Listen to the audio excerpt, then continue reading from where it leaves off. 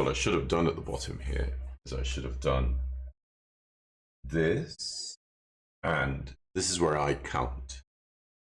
1, 2, 3, 4.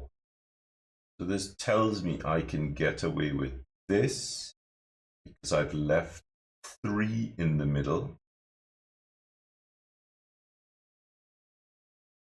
And it helps me to keep that internal balance that we see in these kinds of cadels. So once you move to a broad edge tool, the structure of the cadel really changes quite a lot.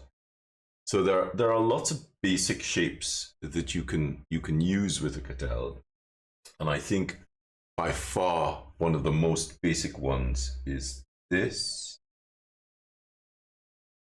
and this and that and this